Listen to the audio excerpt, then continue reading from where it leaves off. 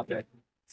మీకు పర్మిషన్ లేదంటూ ఆపారు. ఆపి ఆ లారీని పోలీస్ స్టేషన్ తీసుకుని వచ్చారు. భద్రాచలం టౌన్ పోలీస్ స్టేషన్ తీసుకొచ్చిన తర్వాత next gravel toll private owner కూడా వచ్చారు. వచ్చి సీఏ గారిని కలవడం జరిగింది. సార్ మా ఇంటి కోసం అది గ్రావెల్ కమర్షియల్ కాదండి, లారీ ఓనర్ని రమ్మన్నారు. లారీ ఓనర్ కూడా వచ్చారు. ఓనర్ వచ్చినాక అతనికి నీ మీద లారీ మీద నీ మీద కేసు పెడతాను, కేసు పెట్టి డిటైన్ కేసు యూజ్ చేస్తామని చెప్పేసి తెలియదు. లారీ ఓనర్ మీరు కేసు పెట్టుకున్నట్టు ఈ లోపల గవర్నమెంట్ ఉంటుంది. సీఏ గారి గవర్నమెంట్ రామారావు వచ్చారు. నేను సీఏ గారితో మాట్లాడతాను అని ఒక సీఏ గారితో వెళ్ళి మాట్లాడి లోపలికి మాట్లాడుకుంటూ 30,000 డిమాండ్ చేశాను.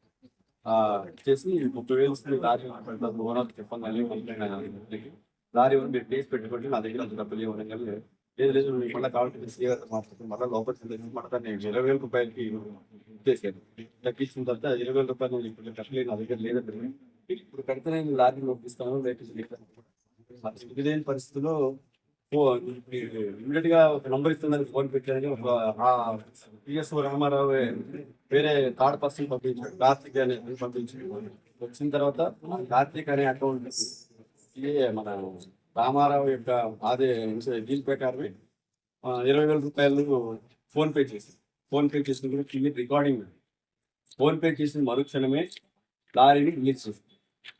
యాక్చువల్గా అది ఇల్లీగల్ ట్రాన్స్పోర్టేషన్ లారీ అయితే వాళ్ళు డిటైన్ చేయాలి, కేసు రిజిస్టర్ చేయాలి, పంచనామా చేయాలి, ప్రొసీజర్ ఫాలో అవ్వాలి. మరి లారీ ఏమైనట్టు?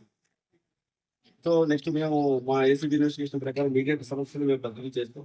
ఈరోజు ముగ్గురిని అదుపు ఆపరేషన్ చేసిన తర్వాత వాళ్ళని అడిగిన తర్వాత రామారావు కానిస్టేబుల్ కూడా 20,000 రూపాయలు సీఏ గారి అనేది మా మీడియేటర్స్ నుండి కోఆపరేట్ మెసేజ్ అని చెప్పారు. So this is the fact. Case register చేయలేదు, పైగా ఆ బాధిత దగ్గర నుంచి 20,000 రూపాయలు అంతా డిమాండ్ చేసి ఫోన్ పే ద్వారా చేయించుకున్నందుకు ముగ్గురిని మేము చేస్తాం.